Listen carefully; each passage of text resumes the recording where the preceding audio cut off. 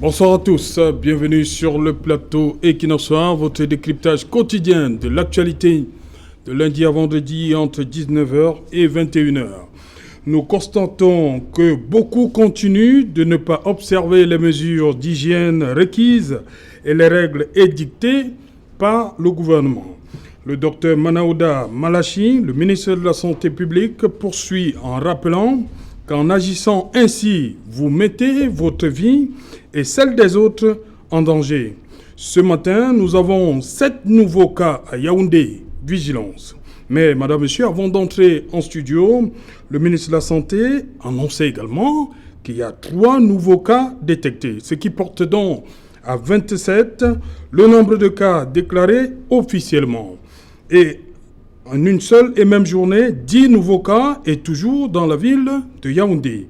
En l'espace de 3 jours, c'est-à-dire entre le jour de l'annonce des 13 mesures gouvernementales de riposte face à la pandémie de coronavirus et ce jour, nous avons enregistré 17 nouveaux cas. Pour le patron du département santé du gouvernement, John Gouté, ceci est le fait de l'inconscience de certains de ses compatriotes, toute chose qui pourrait l'amener à suggérer au chef de l'État le confinement total. Madame, Monsieur, tout à l'heure à 20h, c'est la grande édition d'information qui vous sera présentée par Nadine Yambou et tout de suite après, ce sera le débrief du journal. Tout de suite, c'est le fait du jour.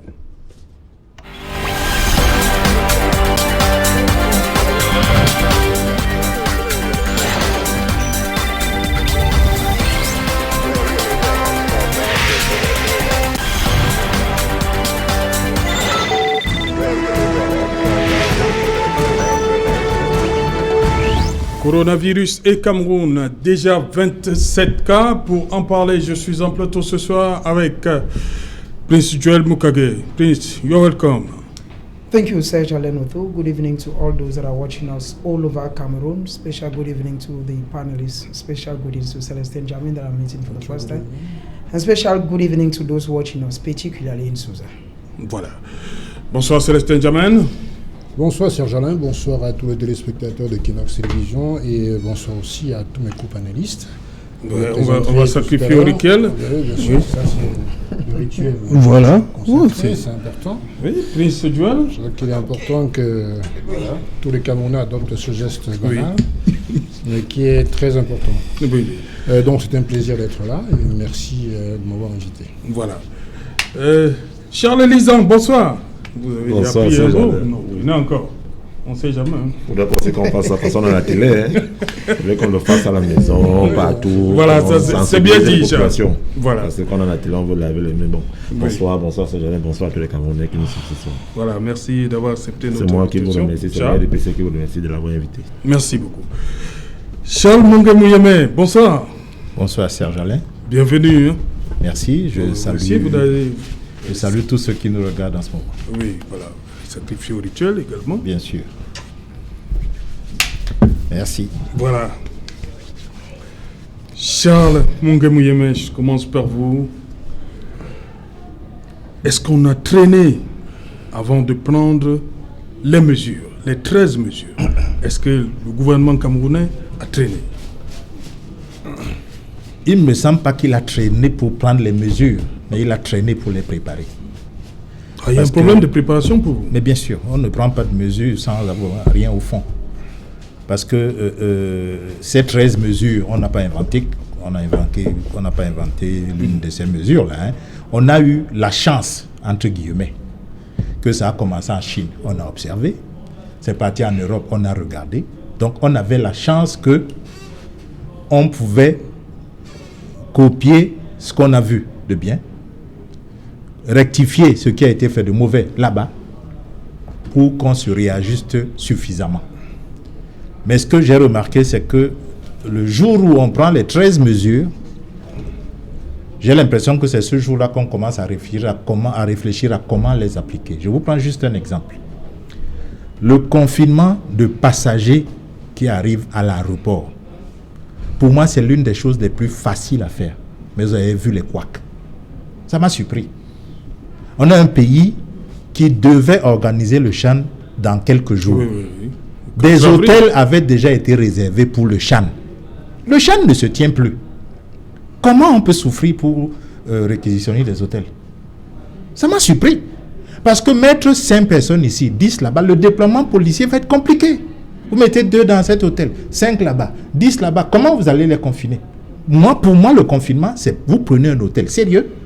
D'abord, qu'il y a un standing normal pour que le type qui vient de France ne soit pas complètement dépaysé. Il n'est pas moins qu'un footballeur à qui vous vouliez réserver le même hôtel. Donc, vous prenez un hôtel qui prend tout ce monde-là, le contenu d'un avion. Et pour moi, les confinés, c'était véritablement les enfermer dans leur chambre. Avec un policier dans chaque couloir. C'est lui qui tient les clés.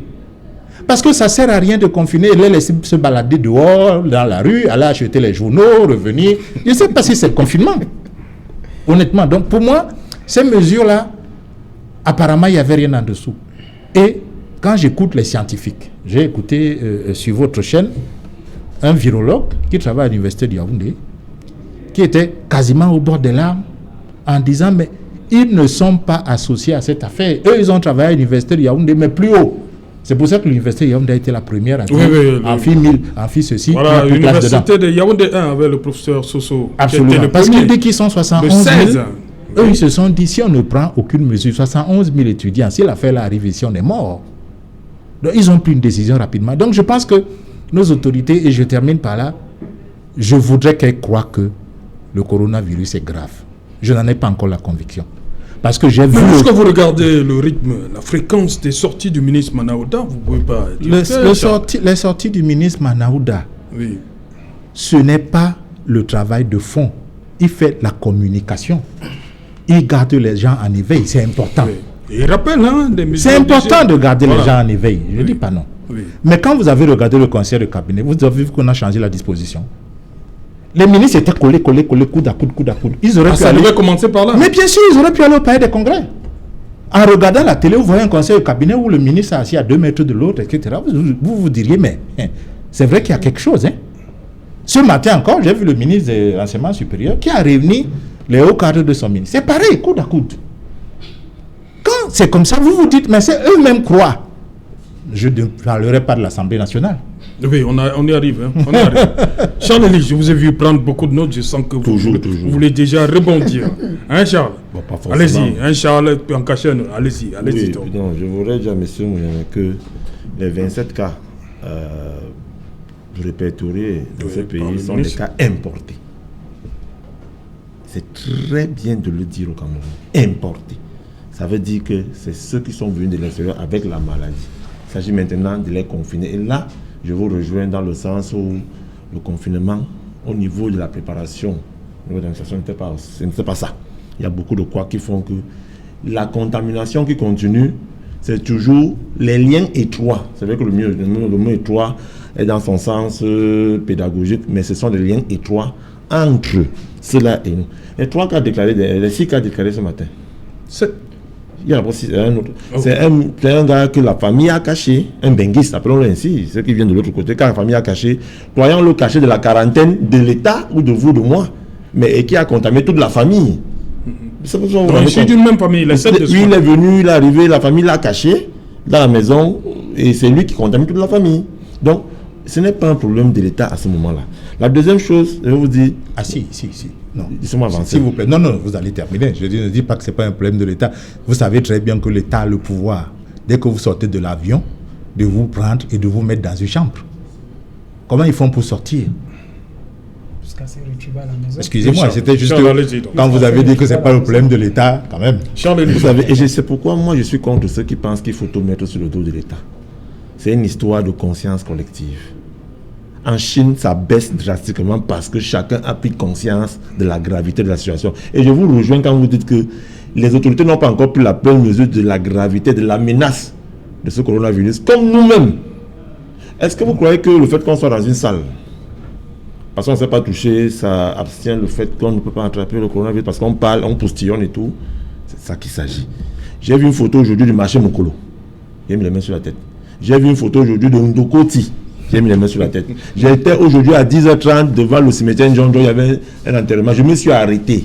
Il y avait près de 200 personnes. Et bizarrement, vous avez 2 autres personnes à côté qui ont mis des masques, qui croient qu'ils ont mis des masques. Ça les a plu. Non. En fait, c'est toutes ces comédies-là qu'on doit arrêter. Et je pense qu'à un moment donné, nous devons tous avancer dans la sensibilisation, travailler dessus. Il ne faut pas indexer X ou Y et donc plutôt cet État-là à travailler. Et donc plutôt ce gouvernement-là à mieux parfaire les choses. Et je tiens quand même à vous rappeler à la fin que entre le premier cas déclaré vers le 15 février par là et le 15 mars aujourd'hui, les chiffres donnent froid au dos. Permettez-moi de les donner parce que nous avons la France qui est partie de 18 à 4 499. Nous avons l'Italie de 21 à 24 747. Nous avons l'Allemagne de 18 à 5 595. L'Espagne de 25 à 7 798. La Corée du Sud de 28 à 8 162. Le Cameroun, on va dire on n'a que 27 cas, mais s'il faut rentrer dans les suspicions des uns et des autres qui disent que non, c'est des chiffres cachés, il faut qu'on dise que la maladie est déjà là. Et c'est avec nous. Il faut donc qu'on fasse très attention. Il faut qu'on continue à multiplier ce geste que vous avez donné là, qu'on continue à sensibiliser et qu'on parle. Et pour une fois, qu'il n'y ait pas d'un côté un parti, une religion, l'État, les populations là-bas. C'est une affaire. Parce que si le confinement total là arrive, nous allons tous en pâtir. Tous en pâtir. Célestin Djamène, en France, un pays que vous connaissez bien, on est arrivé au confinement total. Le ministre Manaoul a dit que si il peut arriver un temps qu'il suggère ça au président de la République. Le confinement total. Au regard des comportements... Tout à fait. Oui. D'abord, je rappelle qu'au Moyen-Âge, oui, on a eu ce qu'on appelle la peste noire. Oui, la peste noire. Qui a fait des millions de morts en quelques mois. Et ensuite, en 1918, la grippe espagnole, qui a tué en un mois des millions de personnes. Aujourd'hui, je crois que le coronavirus est quasiment du même ordre. Donc, pour le cas de la France que vous citez, je crois que vu l'ampleur de la crise et vu les cas de décès d'ailleurs déjà quantifiés en France, il y a tout à fait lieu de penser, comme l'a dit M. Macron, que l'État est en guerre. En guerre, bien sûr, guerre sanitaire. Il ne s'agit pas de guerre et autre chose. Donc, il est important qu'on n'attende pas qu'il y ait de morts pour commencer à prendre des mesures de confinement total. C'est maintenant qu'il faut le faire. Prenez par exemple le cas de l'Italie. Aujourd'hui, ils sont en avance, ils sont devant la Chine. La Chine, d'ailleurs, qui, je le précise au passage, a fêté hier sa première journée sans décès. Oui. Donc l'Italie aujourd'hui a quasiment 3400 morts et la Chine un peu plus derrière, 3242. Donc ça veut dire que le mal est profond. Tout à l'heure, j'entendais mon ami Charles,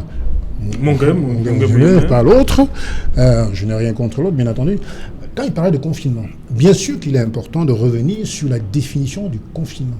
Le confinement, c'est rester chez soi. Oui. C'est-à-dire que c'est pour se protéger et pour protéger les autres. Alors, quand je vois que les vols débarquent au Cameroun, dans les deux principales villes du Cameroun, Yaoundé, Simalène et Douala, oui, et que je vois que les familles viennent rendre visite, et là je soutiens Charles, dans les chambres de ces occupants, de ces gens qui viennent de l'extérieur, mais c'est l'incongruité la plus absolue. Mais quel est précisément le but du confinement ? Une minute, Célestin Djamène. Oui. On a vu dans un de nos reportages ici, ces passagers qui se plaignaient de ce qu'il n'y avait pas de suivi.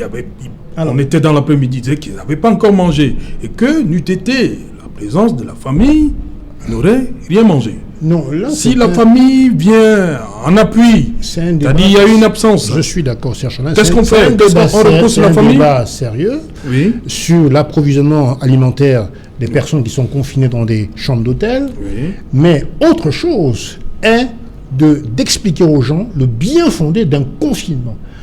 C'est pas parce que l'État a failli au niveau de l'organisation logistique sur le plan alimentaire, qu'il doit commencer à penser qu'il doit avoir plus de liberté. Non, c'est pour eux qu'on le fait et pour les autres aussi. Donc l'État doit être interpellé par rapport à ça. Il n'est pas normal que les gens restent, je ne sais pas, de 19h à 8h du matin sans manger non plus. Donc là, il faut le dire très clairement. Mais ça ne peut pas excuser le fait qu'on doit absolument observer un confinement strict. Et d'ailleurs, je tiens à préciser que l'État a un rôle important. Bien sûr, il y a des mesures collectives et citoyennes que chacun doit observer. Se laver les mains à l'eau coulante, effectivement. Essayer. Moi, je suis un naturopathe convaincu.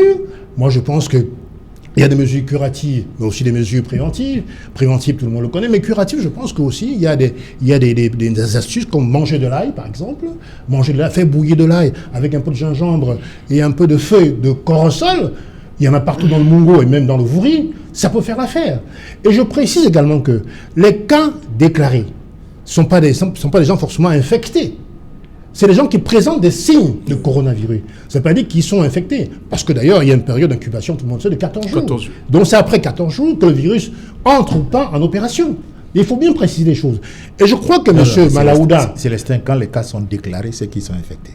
Non, si vous dites mise en quarantaine, ils ça veut dire que l'incubation, c'est quoi? Je suis d'accord. Non. Je me trompe? C'est un peu comme le sida. C'est la mise en quarantaine ou le confinement automatique. Non, Charles. Vous n'êtes pas forcément... L'incubation... Quand le ministre Manaouda vous met dans les cas à la 27, c'est que vous êtes déjà Oui, c'est le cas. Je suis en train de préciser que vous êtes déjà infecté. Mais quand on dit 27 cas, c'est pas automatiquement 27 malades. C'est 27 personnes qui présentent des signes de coronavirus. Je veux dire par là que, regardez par exemple dans les années 80 le sida, c'était pareil. Il y a des gens qui ont chez eux, qui ont le virus mais qui ne développent pas, qui vivent avec très longtemps, qui ne se déclenchent pas. Comprenez? Donc ça veut dire que quand au bout de 14 jours période d'incubation, et effectivement on peut savoir si on peut renouveler ou ne pas renouveler, ça veut dire que le virus ne s'est pas déclenché quelque part. Donc au-delà de ça, il y a aussi le fait qu'il y a quelques personnes guéries. Sur les 27 cas, je crois qu'il y a 3 personnes guéries. Donc il faut aussi, puisqu'on parle de la communication. Le ministre a parlé de 2. Il faut aussi dire qu'il y a des gens qui sont guéris. Oui. Donc c'est une maladie, d'ailleurs. certes très rapide, mais qui peut se guérir aussi rapidement, comprenez. Donc ce que je veux rappeler, ce que les citoyens prennent conscience. Bien sûr que l'Afrique, puisqu'on dit que, quand j'ai lu les textes de l'OMS et de l'UNICEF, il est clair qu'aujourd'hui, le virus vit difficilement sous une température de plus de 26 degrés. Donc, ça ne veut pas dire qu'on ne prend pas des mesures de prudence non plus. Attention. Non, parce qu'aujourd'hui, en Afrique, par exemple, je ne connais aucun cas de décès. C'est vrai. Au Gabon, si. Depuis ce soir. Mais en tout cas, c'est des gens qui viennent de l'extérieur, mais en tout cas, c'est rarissime. Ça veut simplement dire que le virus ne supporte pas la chaleur. Mais ce n'est pas une raison de penser qu'on doit simplement laisser tomber, se perdre dans la paresse, ne rien faire. Non, il faut le faire. Il faut prendre ces mesures prophylactiques qui empêchent effectivement de transmettre le virus aux autres. Vous comprenez ce que je veux dire? Donc l'État doit communiquer. Ce que fait M. Malachi, c'est une bonne chose. Oui. Et là, il n'y a pas de question de chapelle politique. Je suis d'accord avec M. Zan, parce qu'en vérité, quand le virus vous visite, il ne demande pas si vous êtes encarté ou pas. Oui. Il vous frappe et puis terminé, quoi. Donc je crois que sur ce sujet précis, il faut absolument qu'on essaie de taire toute question de parti politique. Oui. C'est insensé et indécent. Tout Camerounais qui est susceptible d'avoir quelques recettes qui puissent aider son frère, eh bien, il est le bienvenu. Donc, il faut le dire. Il faut apporter sa contribution pour éviter qu'il y ait cette transmission de la maladie. Voilà, justement, Prince Joël Mokage, je voulais que vous vous exprimiez sur cette communication du ministre Manaouda Malachi. Yeah, Serge, I think that one time... On a eu comme l'impression au début qu'il était seul, hein? Jusqu'à ce que le Premier ministre fasse ce communiqué-là à la nation, c'était le 17 mars dernier. Yeah, le ministre était tout seul face au coronavirus. Yeah, that's one aspect. I think that essentially where we are today is because at the beginning, the government played a very slow one. A slow one because I think that once it was announced that a French citizen had come into Cameroon with the coronavirus, what the government was supposed to do was close the borders at once. Tackle the one case and see how we handle that case. So much so that even if the case that was already in the country could give to other cases who could manage that one. But the Cameroon government, as sluggish as it is, as usual, kept the borders open, left more cases to come in, and they now come later on. So the problem is, why the lateness? Let us be very honest, Serge. I like taking examples that are very simple. If you have a child in the house and you put your 100 francs, it's just a loan, you come back, you don't see it. You need to just sanction that child. The government did not handle the coronavirus when it was still hot. Because I think that we are already like, the government came up at a certain time where there was already a lot of cry on social media. There was a lot of cry in the international community. Because people were thinking that once a single case was detected, if the borders were closed, we will not be where we are today. And even look at the kind of play that the government still plays. When I followed what happened even here in Douala with the governor, Samuel Iva Hadibwa, it was like a joke. You do not see any seriousness. Because what I was expecting is, when these people come out from the plane, let us be honest, when they come out from the plane, there should already be a bus that is ready to As they come out, they enter the bus. They just control, they enter the bus, and they take them straight to a hotel room. I think that is what C'est pas ce qui s'est passé l'autre jour. That is not what happened. These people came to the airport, spent some minutes there. They were chatting with people, chatting with their family members before the governor came. And even when he came, we know and we are reliably informed that some of the hotels, it's as if they had not stricken a deal with you understand? You don't just go to somebody's and say, we'll let these people enter. No. It is true that the hotels were requisitioned, but the question is, before then, like he was saying, the Cameroon government was already prepared to host the Chan. It means we have hotels. What will prevent the government to reserve even 5 hotels? So much so that once these people come in, they take them directly there. I listened to Elizang very or later on. He talked about the aspect that the case that has augmented to 7 is an individual who smuggled. We are not talking about an Okada rider here who took a bike maybe from Daido to here. We are talking about somebody who came through the plane. How did he pass through the airport? It starts telling you that there are lapses at the level of the government. And we still have individuals who have come in. We need not mention the case of the Speaker of the National Assembly, who came in on a Saturday when there was a decision by the health minister that any person who comes from any heat zone, like France, where Kavayege Jibril came from, should be quarantined for 14 days. But he comes in on Saturday, on Monday is in the National Assembly. Now you start seeing that it's as if the government is playing what we call hide and seek. When you take decisions, Serge, and you think that these things are for human life, there should be no respecter of person. Any decision that has to do with human life. Because if we are where we are today, like I was saying before, it's because the government neglected this thing when it started. If we handle the first case that we had, the French citizen, we will not be where we are today. And I play back with you that each and every day, you see the cases are increasing. I don't want to go into the points that were raised. Because if you even look at the point, you discover that there are still lapses within it. When you say that bars should close at 6, people go to bar from morning to 6. It can still be transmitted. When you close schools, we are not like in France. For instance, in France, children live in houses that are confined. He can accept with me. Children don't stroll around. But in Cameroon, you say children don't go to school, but those same children play in the quarters. You discover that it's as if the government really did not think well to come up with some of these decisions. Let us be honest. Because you cannot close a school and leave a bar. It's not heard of. We were thinking that it is more dangerous in a bar because in a bar, you get people from, it is not controlled. Whereas in a school, the government would like what you just did. The government would have brought up measures that before you get into a school, there is a kind of a checkup before you get in. So much so that if there's any case, it is detected at the level of the gate, not closing the entire school. So I think that if we got where we are today, it is because the government played a slow one. If the government reacted when they were supposed to react, we'll not be talking about 27 cases, and that cases are going to increase as days go by. Charles Monga-Mouyeme, tout ce qui a comme cas aujourd'hui, 27 cas, pour lui, c'est la conséquence d'une fermeture tardive des frontières, alors que des États comme le Mali, le Tchad ont décidé un certain nombre de mesures par rapport au coronavirus, sans même un cas. Et le cas du Tchad, c'est depuis hier, on dit un passager de nationalité marocaine en provenance de Douala. Oui, Serge. Charles, une minute. Lorsque vous regardez, on nous dit les cas c'est Yaoundé, Yaoundé, Yaoundé. On sait que Douala aussi, on a appris à l'école primaire, la porte d'entrée du Cameroun. Oui. Qu'est-ce qui se passe? Il n'y a pas de cas à Douala? Pourquoi c'est seulement à Yaoundé? Ce que je veux alors qu'il y a un aéroport à Douala. Ce que je veux dire au départ par rapport à votre question de fermeture des frontières. Oui. Je crois qu'il y a des notions qu'il est bon qu'on nous explique. Que ceux qui savent les choses les expliquent. C'est pour ça que je reproche beaucoup de choses à nos universitaires. Parce que fermer une frontière, ça a un sens. Est-ce que ça veut dire que personne n'entre plus? Et à ce moment-là, que faites-vous de vos fils qui veulent venir se réfugier dans leur pays? C'est leur droit absolu. Comment vous pouvez rejeter votre frère?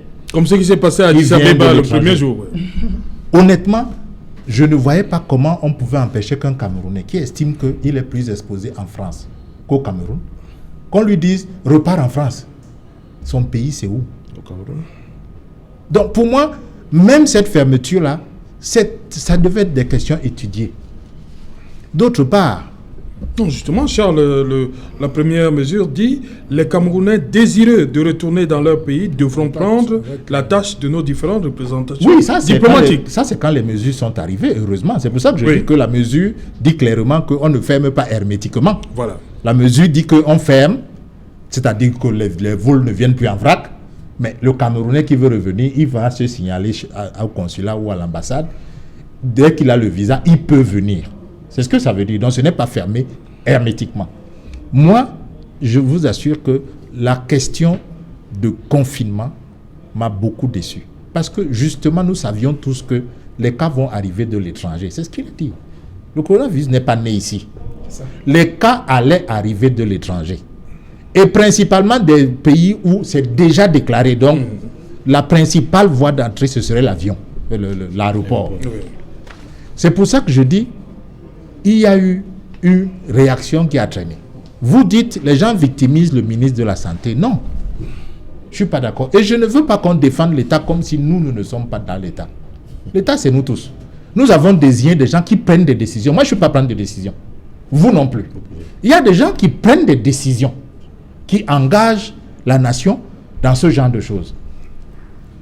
Le ministre a dit, relativement tard au gouverneur, de réquisitionner les hôtels. J'ai vu son communiqué. Les avions étaient déjà en train d'atterrir.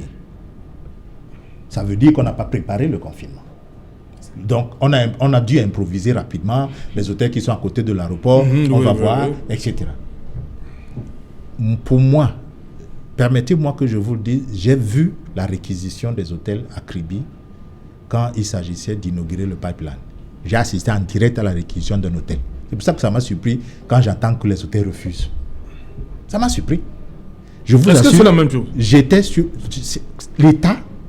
Qui est plus fort? L'État peut réquisitionner votre maison. Oui, ça c'est vrai. C'est-à-dire que j'étais dans un hôtel, sur le comptoir d'un hôtel. Les gens de la présidence sont entrés, ils ont demandé où est le patron. On a dit qu'il est là. Il a dit, appelez-le. Monsieur, votre hôtel est réquisitionné par la présidence de la République du Cameroun. Il dit, mais je suis privé. On lui dit que vous croyez qu'on ne sait pas ça? On sait que vous êtes privé. Mais à partir du moment où on parle, là, votre hôtel est réquisitionné. Il dit, oui, mais ça commence quand? On lui dit tout de suite. Il dit, mais j'ai des clients en chambre. On lui dit, prenez le téléphone, appelez-les qui sortent. Immédiatement, quand les clients sont sortis des chambres, les gens de la présidence lui ont dit, payez-les. Et vous mettez la note de frais sur notre facture. Remboursez-les parce qu'ils avaient déjà payé. Vous les remboursez. Et après, mais je peux vous dire qu'au bout de l'opération, mais c'est l'hôtelier qui gagne. On a refait toute sa boiserie. On a changé tout son mobilier. Parce que les gens arrivaient d'un certain standard qu'on voulait loger là-dedans. Est-ce que c'est le cas, Charles? Est-ce que c'est le cas? C'est exactement. Non, là, c'est les malades. Est-ce que c'est une bonne publicité pour les hôtels? Ce n'est pas une bonne publicité. C'est pour ça qu'il ne faut pas les confiner là où il y a d'autres clients. Voilà. Un hôtel réquisitionné devient un camp de police. Ouais. C'est-à-dire qu'à l'entrée, c'est fermé. Le personnel lui-même est quasiment confiné. C'est-à-dire qu'on vous fait à la limite des badges spéciaux quand il dit que les gens ne mangeaient pas. Pourquoi on a choisi les hôtels? Parce qu'on sait qu'à l'hôtel, on mange. À l'hôtel, on boit de l'eau. Dans une chambre d'hôtel, vous avez toutes les commodités. Aujourd'hui, les chambres modernes ont même des vélos d'appart. Vous pouvez même faire de l'exercice. Vous avez un balcon pour prendre de l'air. Parce que vous êtes enfermé. Quand vous voulez quelque chose, vous prenez le téléphone, vous appelez la réception. Quand on vient vous servir, on toque, on vous donne. Et les infirmières passent le matin, vous prendre les paramètres. C'est comme ça que moi, je voyais le confinement. L'équipe d'infirmières qui est là à l'hôtel passe le matin, on prend les paramètres, température, tension. Vous avez une autre maladie, oui, est-ce que vous avez pris vos médicaments, etc. Pendant les 14 jours. Et c'est l'État qui prend ça en charge. C'est pour ça que je dis que moi, je ne peux pas décider de payer un hôtel réquisitionné. Il y a quelqu'un qui décide du paiement. Il y a quelqu'un qui négocie avec cet hôtel. Par exemple, le ministère du Tourisme a été absent. Le gouverneur a beau représenter tous les ministères, mais je ne sais pas si le délégué régional du tourisme était à côté de lui. Parce que c'est lui qui connaît le tarif d'hôtel. C'est lui qui sait si un hôtel est commode ou pas. J'ai vu des noms d'auberges à Yaoundé où on a voulu mettre les gens. Il y a des endroits où il n'y a même pas l'eau. Vous trouvez un bidon, vous sortez de France, vous arrivez dans des toilettes, vous trouvez un bidon d'eau et vous devez l'utiliser pour vos besoins et vous prendre votre bain parce que vous allez rester là. Vous allez fuir le confinement. C'est pour ça qu'il y a des gens qui ont fui. Rien que le confort. Donc, pour moi, il y a eu un gros problème à ce moment-là. Mais je dis aussi que le ministre de la Santé, c'est son domaine à lui. C'est à lui, je ne vais pas utiliser l'expression parce qu'elle est mal utilisée en ce moment, mais c'est à lui de mettre la pression à tout le gouvernement. Personne ne devait plus dormir. Lui, il devait aller dire au Premier ministre, monsieur le Premier ministre, vraiment, c'est mauvais là. Prenez une décision. Moi, il faut que, monsieur le ministre du Tourisme, il me faut les hôtels. Monsieur le ministre de ceci, il devait tempêter partout. Pas jouer la victime. Parce que c'est son rôle. Ce sont ses collègues du gouvernement. Il doit leur dire, mais qu'est-ce que c'est que ça fait là? Ministre de recherche scientifique, qu'est-ce que tu fais là depuis? Les chercheurs sont où? J'ai pas eu l'impression que ça s'est passé comme ça. Chacun est dans son petit coin. Il fait ses tweets et puis il dit qu'il est victime. Et nous, on apprécie que tout le monde l'a abandonné. C'est à lui de prendre ses responsabilités. Quand il sortait le nombre de cas, est-ce que quelqu'un lui a donné l'autorisation de le faire? C'est lui qui le fait. La dernière chose que je vais dire par rapport à cela, quand il sort un communiqué rappelant des gens qui étaient dans un avion... Voilà, justement. Le deuxième. Le premier, c'était le 15 mars. Le deuxième, c'était hier. Tous ceux qui sont sortis de l'avion étaient supposés être en confinement. Ceux qui sont en confinement, vous les connaissez. La différence, c'est ceux qui ont fui. Vous donnez leur nom.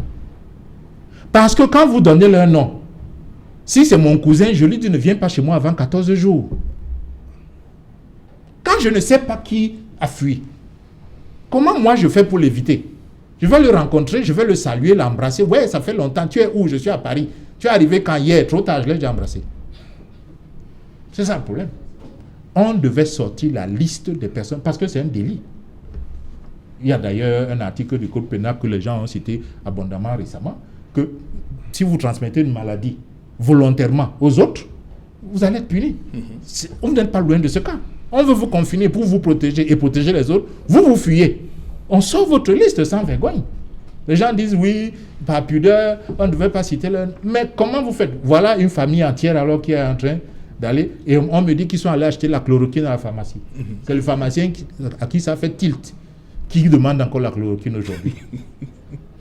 Et c'est lui qui donne l'alerte. Donc je pense qu'il faut qu'on y croie. Je vous assure, et je voulais terminer vraiment, excusez-moi, oui. Parce que Célestin a dit quelque chose que je ne peux pas parler de cette question de température. Arrêtons d'en parler. Les gens ne croient pas déjà que le coronavirus est là. Si on parle de température, vous pensez que les Blancs ne savent pas chauffer les maisons? Si c'était une question de température, vous pensez que toutes les maisons n'auraient pas eu une température de je ne sais pas combien? Vous pensez que qu'est-ce qu'il dépasse à faire des saunas géants? Vous pensez que vraiment que si c'était uniquement la température qui tuait cette affaire, c'est que ça arrivait à ce niveau-là? Non, il ne faut pas. L'OMS a dit la température, ce n'est pas prouvé. L'autorité mondiale en matière de santé, c'est l'OMS. Nous devons nous en tenir à ça et dire aux gens que l'Africain peut attraper le coronavirus et il peut en mourir. L'OMS, justement, et l'UNICEF s'est prononcé à travers des experts sur les conditions dans lesquelles peut survivre ou pas ce virus-là. Ils ont précisé que ce n'est pas l'UNICEF, c'était un fake. Faites attention, j'ai vu ce papier de l'UNICEF. L'UNICEF ne peut pas aller contre l'OMS, ce n'est pas possible. C'est pas un fake, c'est pas un fake. En tout cas, on peut toujours en débattre si vous voulez, mais je considère que ce n'est pas une raison d'ailleurs pour ne pas prendre des mesures nécessaires pour éviter la contamination. C'est ce que j'ai précisé. Mais néanmoins, je suis en train d'expliquer qu'effectivement, s'il y a très peu de cas de décès en Afrique subsaharienne, ça a quelque chose à voir avec le fait précisément que le virus ne survit pas longtemps dans des températures très chaudes. Regardez par exemple, on parle des cas à Yaoundé. Yaoundé, comparativement à Douala, il y a beaucoup plus de fraîcheur à Yaoundé qu'à Douala, par exemple. Donc, il est clair qu'à Yaoundé, on doit davantage se méfier que dans les zones chaudes, comme Douala en particulier. Et pareil dans les autres villes, zones rurales du centre, du sud, de l'ouest, il faut effectivement là-bas se méfier parce qu'effectivement, c'est un terreau qui est propice à ce virus-là. Donc il ne faut pas dire que ce n'est pas un critère qui n'existe pas, qui est irrationnel. Ça, ce sont les experts qui sont prononcés là-dessus. Maintenant, est-ce une raison, n'est-ce pas, de dire que voilà, ça y est, on a tout gagné, on n'a plus rien à faire? Non, pas du tout, pas du tout. Je ne versais pas dans de Congo-ça du style le noir ne meurt pas de coronavirus. Non, je n'ai pas dit ça du tout. Je suis en train de parler des textes sur lesquels les experts se sont penchés, tout simplement. Ok. Charles Lézan, sur cette, on va dire que le ministre de la Santé a fait 2 sorties pour rappeler les passagers du vol Air France de samedi dernier, AF 900, 2 sorties. Et celle d'hier était, on ne va pas dire musclée. Hein. Pourquoi on doit en arriver là? Une question de santé. On demande aux gens de se mettre en quarantaine. Mais il y a même une vidéo qui circule venant d'un pays où les policiers fouettent les gens en route. Voilà. En Chine, hier, le record d'amende, d'amende récoltée, suite au confinement du coronavirus, atteint des proportions terribles. C'est plus que les recettes locales de toute une ville. En France, aujourd'hui, c'est la même chose. Donc, il va falloir donc qu'on arrive à un niveau où les forces de maintien de l'ordre vont durcir le ton. Et le tweet du ministre de la Santé, c'est justement pour rappeler aux uns aux autres que, en fonction de l'évolution de la maladie, les mesures seront proportionnelles. Et on va arriver au niveau du confinement total. Et le confinement total, ça donne tout ce que ça va donner. Je voudrais dire ici que c'est la première fois que le Cameroun fait face à une telle menace. Il faut bien que les uns et les autres comprennent aussi qu'on apprend. Je suis certain que ce qui s'est passé lors de la catastrophe du lac Nyos, dans la gestion, ne se passera plus maintenant. Ce qui s'est passé ensemble lorsque les feux avaient explosé, les gens, ça ne va plus se... Parce que derrière une telle catastrophe, on apprend. Et vous allez aussi remarquer que les premiers ratés, les ratés du premier jour, où les uns et les autres, automatiquement, ils se plaignent de moins en moins. Peut-être sauf ceux qui, dans leur vie, comme Charles MJ à Paris, tout, avaient un standard de vie un peu élevé, ils trouvent que le tel là, on les a mis, c'est pas ça, mais c'est mieux que la mort. Hein. Il faut qu'ils comprennent que c'est mieux que la mort. C'est mieux que de se balader à Paris et choper le virus à tout moment. C'est mieux que d'être dans un hôtel où l'eau coule à 8h, ça s'arrête à 8h, ça arrive à 8h30. On ne va pas expliquer, défendre les entités qui gèrent l'eau et le courant, mais il faut qu'on comprenne que les ratés ont été de plus en plus... au fur et à mesure de l'évolution de la maladie, l'État du Cameroun aussi apprend de ce que les autres font à l'extérieur et continue à travailler dessus pour améliorer la gestion de cette crise. Je voudrais faire comprendre à mon frère Prince que non, c'est parfois difficile. J'ai aimé quand même, c'est très, très, très rare hein, que les Saint-Germain et les Jean-Charles soient sur le même bateau, c'est très rare. Mais quand même, il y a des choses qu'il ne faut pas dire quand on est dans moi, j'ai aimé la sortie du gouverneur. Quand il s'est habillé, s'est équipé, allé à l'aéroport, parler à ceux qui arrivaient pour leur expliquer pourquoi il faut les confiner. Moi, j'ai aimé sa réaction. Il faut qu'on encourage le gouverneur et demander que derrière le gouverneur, que les élus du 9 février, les maires, qui se mettent en route. Justement, on ne voit pas. On ne voit pas les mairies. Qu'est-ce qui se passe, Charles? Je suis un élu. C'est-à-dire, on ne voit pas les mairies. Il faut que les maires sortent. Le maire DPC. C'est pas grave. Il n'y a pas de maire DPC pour le moment. Il y a aussi les maires PCN ailleurs. Il y a aussi les maires ISIV ailleurs. Très peu, mais il y en a. On n'a vu aucun sorti. Donc, ne dites pas maire DPC, maire ISIV. Non. Que les élus sortent. Que les élus aillent parler aux populations. Que les élus sensibilisent. Que les mairies débloquent spécialement. Conseil de régulation spécial. Bon, ils ont prêté serment et tout.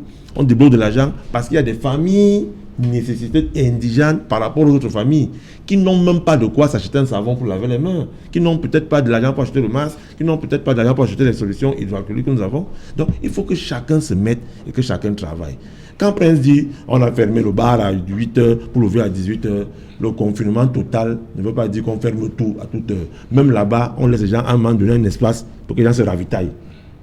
Il faut, c'est-à-dire, s'il y en a qui veulent se ravitailler en bière, c'est leur droit. Il y en a qui vivent parce qu'ils ont bu. C'est-à-dire, s'il ne boit pas sa petite Guinness la journée, c'est pas plus hein. Oui. Lui, il ne sera pas à l'aise. Bon, maintenant, il faut juste peut-être réduire le temps. Et le barman, le gérant du bar, ça a lui de comprendre que c'est pas parce qu'on a dit à 18h qu'entre 17h et 6h du matin, il doit avoir 500 personnes dans son bar. Et à 18h, il doit fermer. C'est un problème de conscience collective. Quand je vois les parents, on amène nos enfants de rester à la maison, ils prennent les mêmes enfants, les amènent au marché. Ou pour ceux qui sont commerçants, prennent les enfants jouent dehors dans toute la cour. Non, parce que la poussière qui se lève peut aussi porter le virus. Il faut donc à un moment donné que ça soit une conscience collective. Et c'est normal qu'on interpelle le premier chef de l'État. Je voudrais terminer par quelque chose, parce qu'on n'a pas le passé. Est-ce que vous savez que c'est en 2004 que l'État du Cameroun met en place le plan de vigilance épidémiologique dans les aéroports du Cameroun. 2004 avec Ebola. Et il a juste été réactivé à la suite des cas de coronavirus. Tout à fait. Il faut qu'on le sache. Et c'est pourquoi, à l'entrée de nos aéroports, c'est-à-dire, j'ai aimé un reportage d'une radio de la place qui parlait des mesures de sécurité sanitaire mises à l'aéroport international de Simalène, où quelqu'un qui dit qu'il a fait 17 voyages en 3 mois, et c'est la première fois qu'il voit ça dans un tel aéroport. Encourageons aussi ce nous quand c'est bien. Quand Charles Mumbo, même si on met nous sommes les gendarmes, même si on met un gars du BI derrière chaque Camerounais pour le confiner, il y a les gars qui fuient, il y a des gens qui ont fui Alcatraz, vous connaissez Alcatraz? Non, je ne parle pas de tous les Camerounais. Laissez-moi parler. On parle de ceux qui passent par Ils fuient, il y a des gens qui n'ont pas le bon sens comme vous. Non, vous pouvez pas. Il y a des gens qui ne sont pas fuir à l'aéroport, mon cher. Vous ne pouvez pas, si on ne veut pas. Charles, ils n'ont pas fui à l'aéroport. Si. Non. Ils ont emprunté le bus. Est-ce que vous savez qu'il y a un bus qui a été rattrapé au niveau de Bonanjo, qui avait quitté le cortège, qui quittait l'aéroport pour l'hôtel. Il dit détourner. Il a détourné le chauffeur. Il vous dit, il y a des choses qu'on ne vous dit pas. Le chauffeur, il y a 3 bus. J'ai questionné. Donc, les passagers lui ont demandé. Les gens s'échappent. Donc, ce n'est pas qu'ils s'échappent de l'aéroport. Les passagers lui ont demandé de les emmener où? Ils partaient où? Justement. C'est-à-dire, vous avez donc 3 bus qui sont alignés. Devant, vous avez la gendarmerie, la police. Derrière, vous avez la gendarmerie, la police qui les encadre. Direction, les hôtels où on doit vous confiner. À un moment donné, un des bus tourne, prend une autre direction. Et les appels, c'est un véhicule du GMI qui quitte le GMI en haut, qui les rattrape au niveau des côtes de Bonanjo. Il faut qu'on dise des choses au Camerounais. Et un autre véhicule quitte la Légion, et les rattrape, on les bloque, on dit retour à l'hôtel. Et dans les enquêtes, c'est une information que je vous donne. Qu'est-ce qui s'est passé? C'est que les gars ont dit que chacun donne 100 €. C'est qui était dans le bus. Au chauffeur. Et le chauffeur a accepté. Il a accepté. Mais ça faisait combien? Il y avait combien de passagers? 35 dans le bus. Charles, ça fait 35 passagers. Le gars a senti que non, il va gérer ses problèmes. Donc, c'est pour vous dire que ce n'est pas une histoire d'État et tout, que chacun se mette à... C'est-à-dire, cette histoire est terrible. Toi, le chauffeur qui accepte, oui, tu as pris. Pourquoi on laisse le chauffeur tout seul avec les passagers? C'est ça. On devrait être possible dedans. C'est pas possible. Même si je comprends pas. Comment? Je vous explique. C'est un cortège. Le chauffeur... Oui, allez-y. Le chauffeur conduit simplement le véhicule. Dans un cortège. Écoutez, vous sortez de l'aéroport. Oui. Vous avez 3 bus réquisitionnés, de 35 places. 3. Devant, vous avez le véhicule de police qui ouvre la route. Oui. Derrière, vous avez celui qui ferme. Oui. Vous allez. Dans chaque bus, il faut dans chaque bus, il y a un chauffeur et les passagers. Et les agents de force de l'ordre. Bon, peut-être il n'y en avait pas. Mais maintenant, non, allons dans le bon sens où j'estime que le chauffeur, c'est Célestin Djamène. J'estime. Nous sommes, non, c'est un exemple. Nous sommes les passagers, pas celui qui a détourné. C'est-à-dire, nous sommes les passagers. Oui. Qu'est-ce qui peut pousser Célestin Djamène à dérouter son bus de l'itinéraire normal? C'est là où on a donc compris que dans chaque... C'est pour ça que les prochains bus qui arrivaient, il y avait 4, pas un. Vous demandez un, il y avait 4 gars de l'ordre dans le bus. Parce que les gars n'ont pas tous les sens. On aurait pu le faire au début. C'est ça que je dis. Non, on apprend, Charles. Je vous dis, cette chose-là, c'est un truc qu'on apprend. Et le premier danger dans tout ce qui se passe, ce n'est pas prenons toutes les mesures qu'on veut. C'est nous. C'est nous. À Neubel, chez moi, je regarde le barman dans les yeux. Je lui ai dit, aïe, quel est le bar qui est fermé à 22h? Les gens parlaient à l'intérieur. Ya. Il le regarde. Il a dit que si tu ne fermes pas les 5 minutes qui suivent, tu appelles le sous-préfet. On vient sceller les bêtises. Il faut qu'on soit à ce niveau-là. Les gens ne comprennent pas ce qui se passe. Les gens ne comprennent pas ce qui se passe. Donc, il faut qu'on travaille dans le sens où la sensibilisation doit être de mise. Et chacun doit travailler. Et les décisions à prendre, nous sauverons tous. Ok. Nous tous. Prince Joel, il y a cette mesure-là. On ne dit pas de surcharge. Mais est-ce que 3 personnes, prenons un cas simple, 3 personnes assises à l'arrière d'un taxi. Charles insiste sur la distanciation, oui, les coudes. Est-ce qu'on a résolu le problème en enlevant le passager qui est devant, en surcharge? Même sur les motos, on dit qu'il ne faut pas surcharger. Alors qu'on sait que le client est très souvent collé au conducteur. Est-ce que le problème peut être résolu? Yeah, one aspect I want to say is that the Cameroon government borrowed something from another country. Oui. You know, because when you look at the 13 points, let me just be honest. When you say that no more than 50 people should be together, the National Assembly had more than 150 people. Oui. It's first of all illegal, because the government itself says that more than 50 people should not be seen together.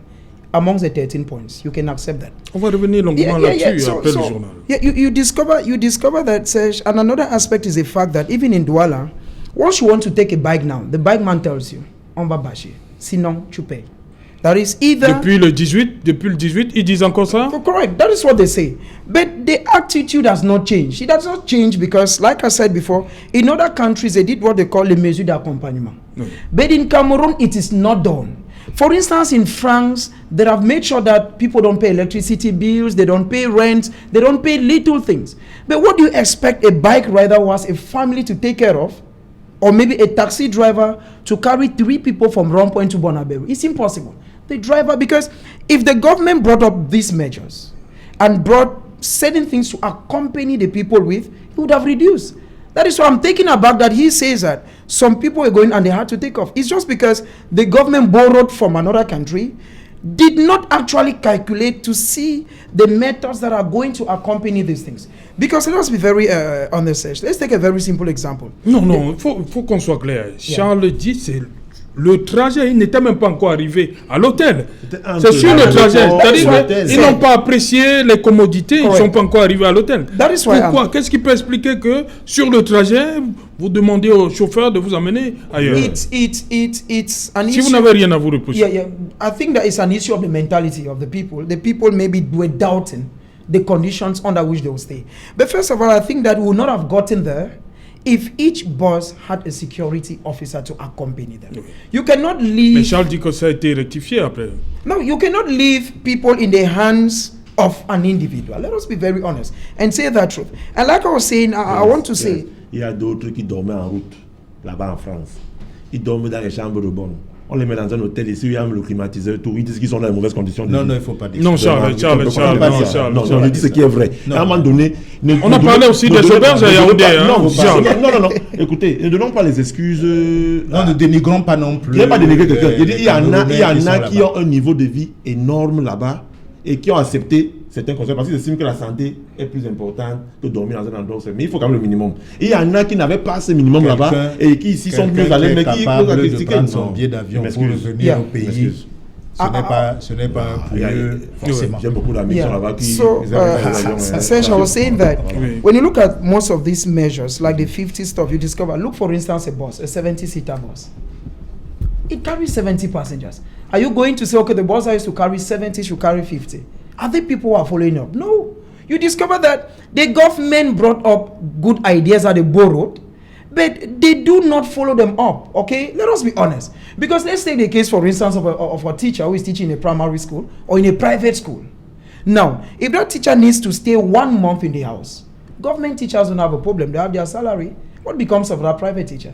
He has no salary because they pay him according to the input he does. So I think that when you look at it generally, the government had good ideas. It's true. The ideas are laudable. But are there things to accompany them? There are none. That is why we are giving an appeal to the government. C'est réglé. Comment? Comme quel? Disons un enseignant vacataire qui n'a pas de salaire. Justement, c'est une information qu'on n'avait pas hier dans notre forum. Il faut qu'on ait un forum. Le forum n'est pas Prince. Le gouvernement Prince. Une minute, please. Le forum n'est pas seulement pour dire que le MS est beau, le RDPC est beau, non. Le forum c'est aussi pour partager des informations d'ordre utile. J'ai envoyé une note hier. Du délégué où on demande à tout que tous les chefs d'établissement de payer. Et ça a été fait dès ce matin. De payer les vacataires jusqu'à tout le mois de mars. Il faut qu'on le sache. Deuxième chose, en ce qui concerne les mesures d'accompagnement financières pour les bensécuneurs, les taximans et tout, on leur a demandé de se rapprocher chacun de son syndicat. Et à partir du syndicat, le syndicat pourra donner le nombre exact de taximans qu'il a et ils vont trouver un prix moyen médian qui pourra arranger les uns et les autres pour les pertes subies pendant le confinement. C'est un calcul qui se fait partout, dans les commerces, dans les transports, et à la fin, l'État va sortir une enveloppe avec les hôtels et tout pour payer la gloise. On va payer. On va payer. On ne peut pas pourquoi. Non. Et puis, il faut encourager les Camerounais qui aujourd'hui donnent de leur argent à l'État il y a des entreprises qui le font. Il y a une deuxième entreprise qui est entrée en jeu ce matin en donnant 100 millions à l'État pour l'appuyer. C'est pas des mesures qu'il faut saluer. C'est pas que le gouvernement, non. Il y a des mesures qui sont prises qu'on doit encourager. Les vacataires sont en train d'être payés. C'est une information. Célestin Djamène, est-ce que ce problème de mesures d'accompagnement se pose? Oui, c'est très 13 mesures, il faut des mesures d'accompagnement. Bien entendu, mais avant d'arriver à ces mesures d'accompagnement, Je vais préciser que le scénario qui vient de relater Nari Charles Élisant tout à l'heure, c'est-à-dire les gens qui étaient dans le bus, démontre effectivement l'échappée folle de ce bus dans une insouciance cruelle. C'est quand même le fruit, n'est-ce pas, d'un état d'esprit développé sous ce régime. Comment peut-on comprendre qu'un chauffeur, parce qu'en vérité, sous Aïdjo, ce phénomène n'aurait jamais été possible. Et d'ailleurs, je partage ce qu'a dit tout à l'heure Charles quand il dit qu'effectivement, il aurait fallu Charles Monguet, il aurait fallu, je l'ai bien désigné, il aurait fallu la présence d'un élément ou deux éléments de force de l'ordre à côté du chauffeur. Parce qu'on connaît depuis au moins 2 ou 3 décennies l'état d'esprit de nos frères camerounais. Moyennant quelques euros, le gars est prêt, n'est-ce pas, à livrer, n'est-ce pas, en maladie, à la mort, je veux dire, ses frères. Et je ne comprends pas.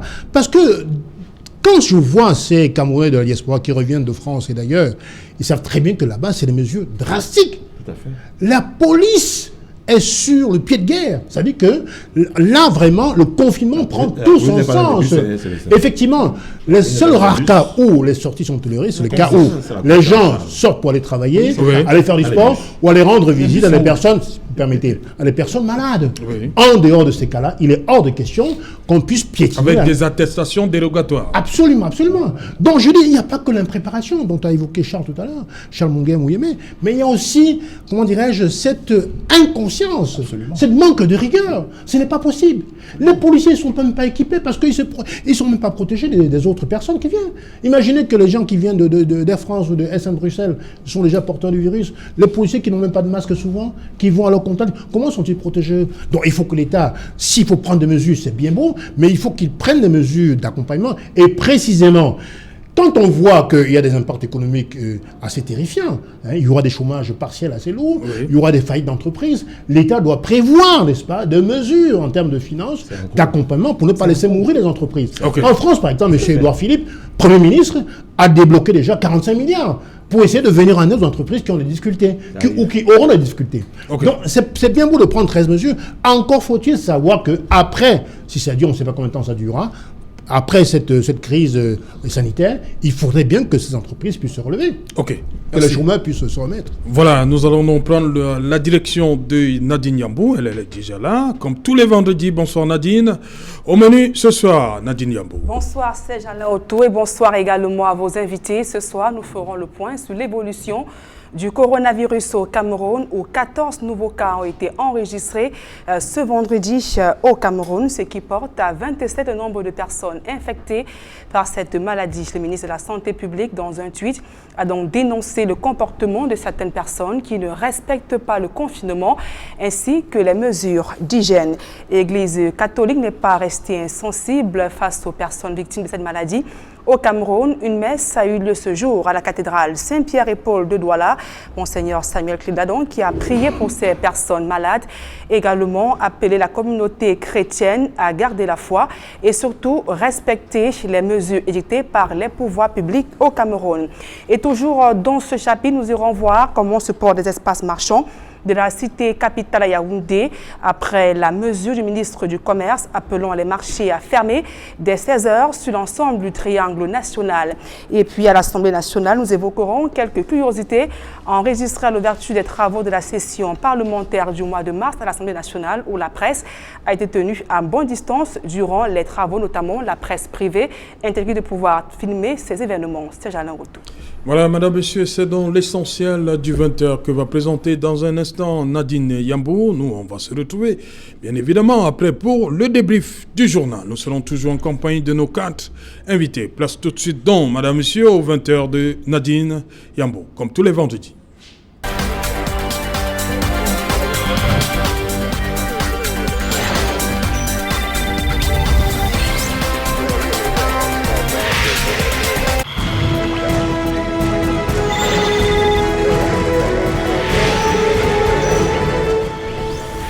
Retour sur le plateau Equinox, deuxième partie consacrée au débrief du journal, toujours en compagnie de Prince Duel Mukage, Célestin Djamène, Charles Monguet-Mouyemé et Charles Élisant. Charles Élisant, ouverture de la session, la première de l'année, législative, session de mars, la presse tenue à l'écart, selon notre reporter, et aussi le président élu, la présidente de la Chambre, élu, c'était mercredi dernier, je crois, le 17 mars, absent, mardi, absent de l'hémicycle. Où se trouve la vérité? Un de vos camarades qui nous a fait comprendre que le président de l'Assemblée était là. Qui a la vérité? Parce que nous, on n'a pas eu accès à la salle. Hein. Vous avez l'information? Est-ce que l'honorable Cavaillé était dans la salle? Bon, vous savez, il est souvent très difficile de dire des choses qu'on n'a pas vécues. Oui. Je ne suis ni député, ni journaliste. Je n'ai pas eu accès à la salle.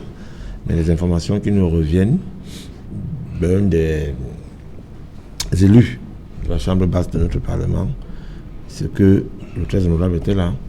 Votre collègue dit qu'il n'était pas là. Mais comment il peut être là et ce n'est pas lui qui préside? Bon, j'aurais pu comprendre, d'après le reportage de M. Zogo, Oui, qui est un article de la Constitution qui donne Le règlement intérieur. le règlement intérieur, Oui. excuse-moi, le règlement intérieur de l'Assemblée Article nationale, 17. oui, qui permet à ce que la doyenne d'âge préside les travaux. Et c'est à ce titre-là qu'elle a présidé les travaux. Non, elle ne peut plus présider, elle a passé le témoin. Il faut donc bien que Elle ne peut plus présider les travaux, le bureau a déjà été mis en place. Il faut bien qu'on explique, puisqu'on dit qu'il y a une nouvelle élection qui arrive, un nouveau bureau qui risque d'être installé, que celui-là avait été élu pour 3 jours. Donc il faut bien qu'on comprenne. Il ne faut pas s'engager dans des explications où on n'a pas toutes les informations requises. Mais moi je me dis, si on a mis de côté l'accès à ça, puisque les séances sont plénières et publiques, si on a mis de côté les médias, il y a quelque chose qui ne va pas. Donc la presse privée... Soit parce que, pour éviter les interprétations de X ou Y par rapport au confinement, de respect des règles du Premier ministre. Donc c'est la presse privée qui allait faire les 50? Ils n'étaient pas plus de 50? Non, je ne parle pas de 50 en termes du nombre de la presse. C'est-à-dire, peut-être parce que les députés qui peut-être dépassaient 50, et on dépassaient même 100. Oui, je ne sais pas. Mais le Premier ministre dit 50. Je ne sais pas combien c'est à l'intérieur, Serge. Donc, sincèrement, je ne sais pas combien c'est à l'intérieur. C'est pas que la presse privée allait augmenter le nombre, c'est juste que peut-être on ne voulait pas qu'il y ait des interprétations bizarres de gauche à droite. Peut-être on voulait que donc c'est la presse privée qui interprète toujours mal. Se passe à huis clos. Non, même, il paraît que même les élus eux-mêmes n'avaient pas à utiliser leur téléphone. Le téléphone leur a été confisqué à l'entrée. Donc vous n'avez aucune image d'infiltrée. Généralement, là, souvent, un qui prend une photo. C'est nouveau ça, Charles Elisa. Je me dis, oui, il y a peut-être que le sujet était peut-être très sensible. Il est mieux informé qu'il le laisse croire. Peut-être. S'il est en train de nous informer là, alors qu'au début, il a dit qu'il n'était pas. Nous sommes habitués qu'à ce genre de trucs, on allait voir 2 ou 3 photos des membres de forums. Nous sommes.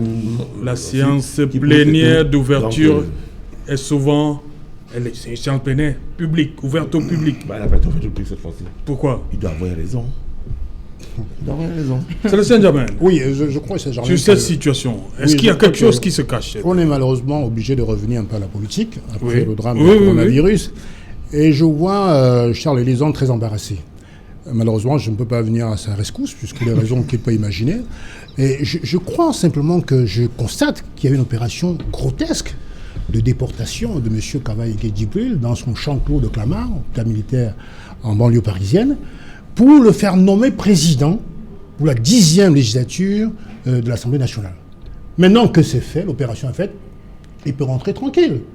D'où cette ambiguïté, cette incongruité de voir qu'il y a une soi-disant doyenne qui préside, alors qu'on a déjà un président élu de l'Assemblée nationale. Le premier vice-président pouvait... Ce qui est important, c'est qu'il y a eu la directive de M. le ministre Malaouda Malachi qui concerne les regroupements de plus de 50 personnes.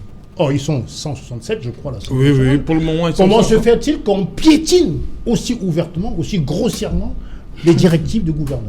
Expliquez-moi comment.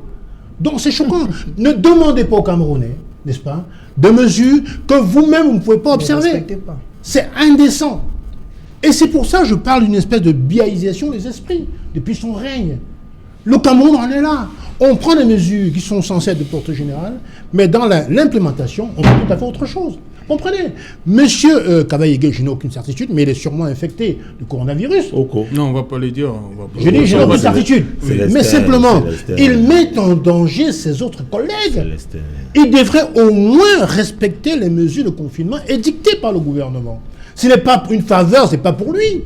C'est pour protéger les autres délégués, les autres députés qui sont à l'Assemblée nationale. Donc, en vérité, il y a un problème de mentalité, Serge Alain.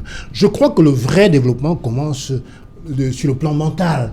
Si on continue à cultiver ce genre de mentalité, comme on a des passe-droits, même dans les cas les plus sinistres, les plus graves, mais où allons-nous? C'est pas normal. Là, il est évident que, dans ce cas-là, M. Kavaye Djibril, il est dans l'incapacité physique, apparemment, de présider une séance. Alors qu'on nous dise la vérité. Et pourquoi d'ailleurs fermer l'accès à la salle, à la presse privée? Et pourquoi spécialement à la... Est-ce qu'il y a quelque chose qu'on veut... Mais forcément. C'est-à-dire qu'en vérité, je crois qu'on ne voulait pas constater que M. Kavaye se trouve dans la salle. Et puis sûrement, Equinox et bien d'autres auraient rapporté la vérité comme ils le font d'habitude. Et ça, ils ne voulaient pas. Et la CRTV sur le tam-tam du gouvernement, c'est entre eux, il n'y a pas de souci. Donc il faut revenir au canon essentiel. Il faut que le Camerounais ait confiance en leur gouvernement. Malheureusement, c'est impossible, vu ces pratiques qui se déroulent chaque jour. Donc il faut dire et le redire. Je crois qu'en ces temps difficiles, il est temps de pratiquer un peu moins d'opacité, un peu plus de clarté dans les comportements de nos gouvernants. C'est pas possible. Ok. Charles Monga Mouyeme, un bureau a été élu mardi. Il y a un président, un premier vice-président, il y a des vice-présidents. Comment comprendre que la doyenne d'âge qui, selon l'article 17, alinéa 3 du règlement intérieur de l'Assemblée nationale, qui dit qu'après, le doyen passe immédiatement le pouvoir au président. Comment comprendre donc que la doyenne d'âge refasse surface aujourd'hui alors qu'il y a un bureau qui a été mis sur pied? Qu'est-ce qui se passe au Palais de Verdun? On est en train de nous parler d'une interprétation du règlement intérieur. Ça, je l'ai lu sur la page de Cabral Libi, un élu qui est député aujourd'hui, et qui a dit que d'après cette interprétation, ce bureau est déjà caduc. 3 jours. Oui, il était un bureau de 3 jours. Si cette interprétation est appliquée, ça veut dire qu'il faut une autre élection. C'est ce que j'ai cru lire. Moi, je ne connais pas le règlement intérieur de l'Assemblée. Mais quand j'ai vu que la presse écrite, la presse privée est conduite, il y a un célèbre titre qui est revenu, « Les oiseaux se cachent pour mourir ». Vous vous souvenez? Parce qu'on est en pleine période de coronavirus. Et on vous dit, faites attention, plus de 50 personnes, ce n'est pas bien. Mais voilà des grands adultes qui viennent, qui s'asseyent à plus de 150 et qui disent ne venez pas nous regarder mourir.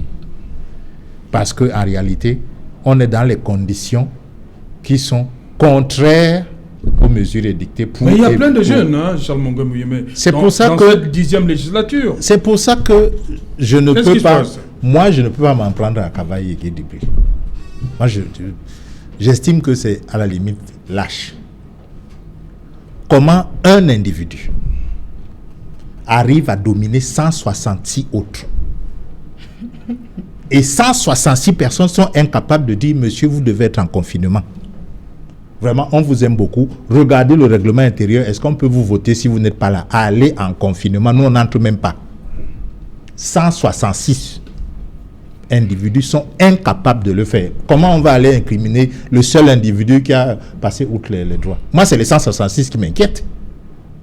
C'est les 166 autres individus qui sont là. À quoi ils servent? S'ils ne peuvent pas déjà dire à un de leurs, à l'époque, quand il arrive le premier jour, il n'est pas encore président. C'est-à-dire qu'ils sont au même niveau. Ils ne peuvent pas lui dire, Monsieur le Président, attention. Maintenant, on arrive, ils vont nous expliquer juridiquement. Vous savez que le juridisme au Cameroun, c'est le sport favori. Moi, j'attends les explications. Vous allez voir des gens qui vont sortir, agrégés de ceci, politologues de cela, droit privé, droit je ne sais pas quoi, administratif, spécialiste en droit administratif. Dimanche, ça arrive. Ils vont nous expliquer ce qui s'est passé pour que la doyenne d'âge revienne. Mais sincèrement, et quand vous voyez, on vous dit que des membres du gouvernement viennent et tout ça, ce n'est pas sérieux. Comment voulez-vous que les Camerounais croient au coronavirus si vous continuez? Il y a le palais des congrès. Ils sont 150. Quelqu'un a émis l'idée sur les réseaux sociaux qu'ils pouvaient se mettre en grappe de 50 et mettre des écrans. Pourquoi ils n'ont pas fait ça? On est en 2020. Rien que ça, les gens auraient dit, tiens, une session spéciale. C'est à cause du coronavirus. Vraiment, prenez l'affaire là au sérieux. Psychologiquement, ça serait passé. Mais vous venez, Comme si de rien n'était, vous tenez vos réunions, vous vous saluez, vous vous embrassez, et vous dites aux autres Camerounais, allez-y. Eux, ils ont quelle immunité contre le coronavirus? Laquelle? Ça vient d'où? Ce combat est difficile tant que ceux qui sont supposés être les éclaireurs ne croient pas à la dangerosité du coronavirus. Et c'est là où nous en sommes aujourd'hui quand on regarde les attitudes et les comportements. Dans votre journal, vous avez vu ce qui s'est passé en Kololo. N'est-ce pas le sous-préfet qui vient dans une foule, il n'a pas le masque. C'est là la deuxième. Il n'a pas le masque. C'est chez moi. Oui, justement. Mais vous avez remarqué qu'il y a un policier à côté qui a le masque. Oui, le commissaire. Évidemment. Dans une foule pareille, en Ils étaient période plus de de corona, 50. c'est des centaines de gens, c'est Kololo, hein? 3 000, 2 000 personnes. C'est Kololo, hein? Alors, quand vous arrivez là, vous tenez un discours, ils sont là tout à côté de vous. Ils veulent même vous manger à la limite. Mais vous n'avez aucune protection. Quel message vous êtes en train d'envoyer? Est-ce que la première chose que vous deviez dire à Jean là, c'est pas que c'est vrai, il y a un problème, mais faites une petite délégation, s'il vous plaît. On ne doit pas être à plus de 50. C'est ce qu'il est venu dire. Mais il est venu le dire, il était protégé. Mais comment vous voulez qu'on croie à cette affaire? Charles. Il y a un moment, excuse-moi, Prince, il y a des moments où, à ce moment-là, quand on vous dit que 2000 commerçants ont des machettes, des bâtons et tout, et qu'ils veulent brûler tout un quartier, vous mettez le masque. Laissez-moi parler. Quand le sous-préfet arrive, il met le masque. Oui. Non, écoutez. Le gouverneur a bien parlé aux gens de l'aéroport avec le masque. C'était 120 personnes dans l'aéroport. C'est l'aéroport. Écoutez, quand le sous-préfet, non, je ne veux pas. Écoute, le sous-préfet de Douala 2e est arrivé à ce moment-là pour venir éteindre un feu. On voulait brûler le chef de quartier, les gars voulaient brûler la chefferie, les gars voulaient brûler tout le quartier. Quand il arrive, le fait de mettre le masque ne protège de rien. Comment ça? Non, écoutez, Charles, je vous ai fait comprendre que le masque à lui-même, d'ailleurs, il faut qu'on. Equinox aussi. Non, on nous regarde. Equinox est aussi. Laissez-moi parler. Laissez-moi parler. Oui, Charles, allez-y donc. Mais le masque à lui-même, il faut qu'on vous le dise. Le masque à lui-même est spécialement pour ceux qui sont déjà atteints. Ça, c'est deux. Pour ceux qui sont déjà atteints. Pour qu'ils évitent de postillonner sur les autres. Pour que les autres attrapent. Alors, pour ceux qui sont atteints. Et vous remarquerez que les masques ont deux couleurs. Le masque, c'est le bleu et le blanc. Et chaque couleur renvoie le message que vous envoyez à l'autre. Est-ce que je suis infecté ou pas? On doit le savoir. Deuxième chose, le masque est spécialement pour le service, pour le personnel médical. Ce que vous mettez là, si je prends un masque, je mets sur mon visage là, c'est le snobisme. Non. Non, écoutez-moi. Laissez-moi avancer. Quand vous arrivez laissez-moi. Non, Charles, laissez-moi avancer. Laissez-moi avancer. Et je dis l'urgence à ce moment-ci. Mettons le masque de côté. Il fallait édifier ceux qui ne suivent pas au port du masque. Le masque en lui-même, quand vous avez 400 personnes autour de vous, ne vous empêche pas d'attraper la maladie quand ça y a touché, quand ça y a frotté. Il fallait donc demander au chauffeur de même parler là-bas et de communiquer par vidéoconférence, bien par téléphone. Il devait y aller. Oui, puisque le fait d'arriver, de se faire un passage, c'est le contact que nous avons qui transmet la maladie. Et on vous fait comprendre que si le virus se pose sur cette table, le fait qu'elle soit partie sur c'est infecté, c'est 4 heures de temps sur ce matériel-ci que le virus vit. Ça veut dire que le prochain intervenant qui viendra, que ça va inviter sur ces 4 heures plus tard, peut attraper le virus, que Zang ait mis le masque ou pas. Si se désinfecte pas, parce que non, ce sont les mêmes qui désinfectent, mais le fait que c'est là, il faut aussi désinfecter le bureau. Non, on le sait. Mais c'est pour vous faire comprendre que ce n'est pas le masque qui protégera le sous-préfet. Il ne veut même pas aller là-bas si vous voulez se protéger, le sous-préfet. Donc, non, il n'y a pas que les virus qui doivent porter les masques. C'est parce que non, laissez-moi terminer. Il y a des personnes qui ne sont pas encore infectées doivent se protéger également. Bien sûr, on s'est compris. Donc, pour faire comprendre à mon frère Charles que ce n'est pas le sous-préfet n'avait pas besoin de masque pour se protéger. En ce moment-ci, il devait le mettre. Non, moi je pense que pour moi, mon point, il devait y aller. J'ai pris ça comme masque ou pas masque. Pour éteindre le feu. C'était juste un exemple. C'était juste un exemple pour montrer qu'on a une période cruciale. Tout à fait. Et c'est les autorités en premier qui doivent faire croire aux Camerounais que l'heure est grave. L'heure est extrêmement grave. Alors, quand vous pensez qu'en chassant la presse privée du Parlement, ça va changer quelque chose. Vous êtes en train d'apprendre l'incrédulité. Le Camerounais est incrédule par nature. C'est moi qui ai chassé la presse. Ils sont des amis. On le sait, évidemment. C'est-à-dire la preuve, il n'y a que la CRTV qui est nous sommes incrédules par nature. On refuse de croire. Et avec la théorie du complot permanent, il y en a qui vous disent que c'est même un complot contre l'Afrique. Il y a des gens qui ont toutes ces idées en esprit. Donc ce qui s'est passé à l'Assemblée, ça mérite une sanction. Et moi, la chose que ça m'indique, c'est que je ne peux pas compter sur une telle assemblée qui ne peut pas, 166 personnes, ne peut pas dire à une seule personne de les protéger. Vous pensez que c'est quand les lois vont arriver qu'ils seront plus forts? Vous pensez que c'est quand on va parler du nozo qu'ils seront plus forts? S'ils ne peuvent pas gérer un petit cas comme ça d'un individu? Non, je ne compte plus sur eux. Pour moi, ils vont aller faire business à juge à l'Assemblée. La question politique, c'est une assemblée quasiment monocolore. Ils sont sur le diktat de l'ordre qui vient d'en haut. Y compris pour leur vie. Ils veulent bien s'exprimer, mais ils ne peuvent pas le faire. Y compris pour leur vie. Alors même justement qu'il y a un danger sur leur propre vie. La seule couleur de ce Parlement n'est pas responsable du fait que ce soit pas non, le fait qu'ils se taisent indique clairement qu'ils ont peur de parler. Ils ne vous ont pas empêché d'aller aux élections. Tu connais ma position personnelle là-dessus. Nous sommes monocolores parce que nous avons mérité. Là, je suis heureux. Là, c'est vous qui le dites. Ce côté, oui. Quand vous regardez ce qui s'est passé aujourd'hui, l'analyse que vous faites en tant que journaliste, y a-t-il des choses à cacher? Yeah, the truth be told, there is once the press, especially of the private press, is denied access into the National Assembly, it tells you that there is something they want to hide. Do not forget that the watchword of the CRTV is to protect and project the voice of the government. Now, when you look at what actually occurred in the National Assembly today, we're talking about the President of the National Assembly, someone who has been there for 28 years. He came to that place in 1992. He will be leaving, if God gives him power, because he has 5 years, he will be leaving at 33 years. It's unheard of.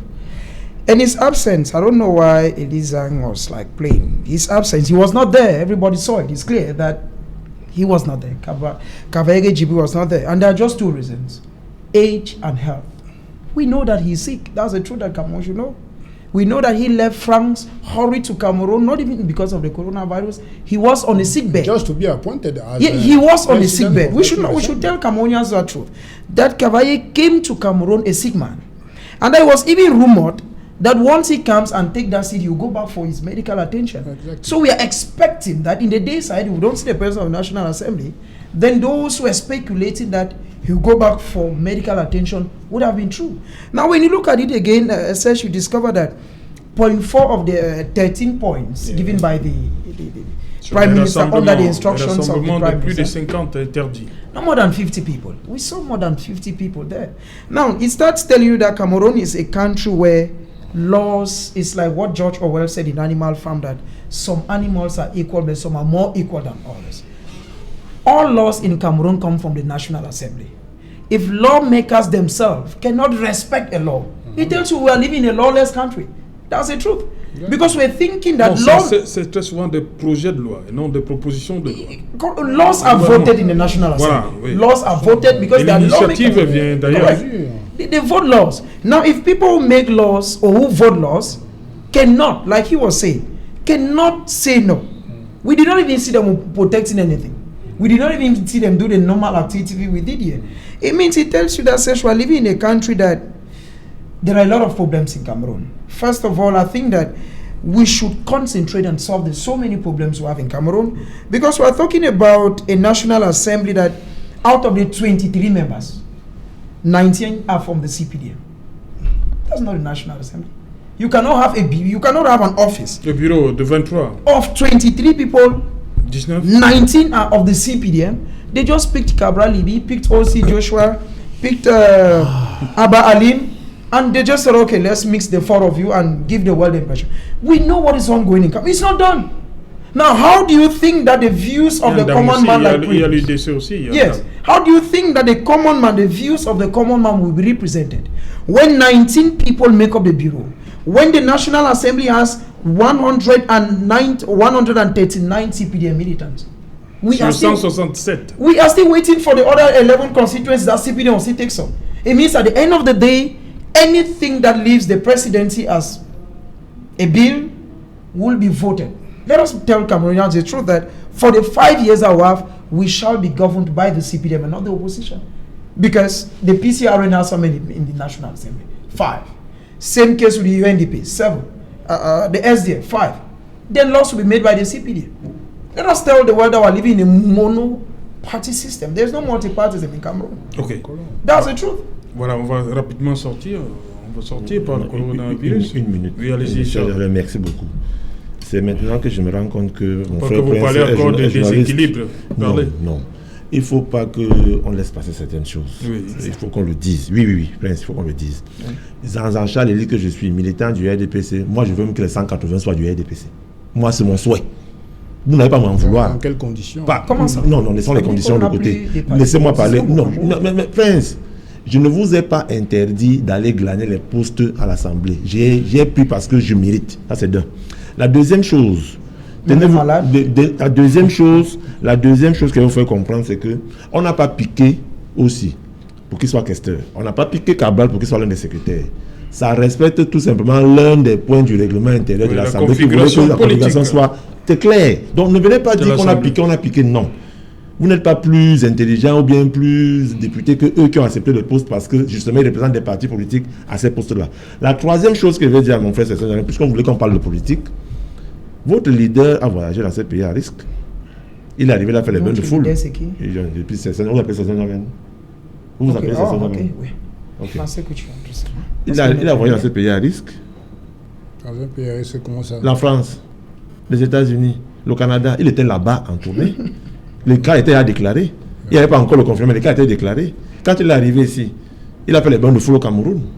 A-t-il respecté les mesures? Qu'est-ce qu'il vous dit qu'il n'est pas aussi porteur? Je ne veux pas m'arranger. Les mesures sont apparues le 17 mars, cher ami. C'est pas là le problème. Entrant en C'est pas là application le le 18 problème. mai, si. Non, écoutez-moi très bien. Les mesures entrent en vigueur le 18 mars. Écoutez-moi, M. Jamel, écoutez-moi. Soyez un peu objectif. Alors, justement, l'objectivité voudrait quoi? Monsieur arrive à Douala au mois de février.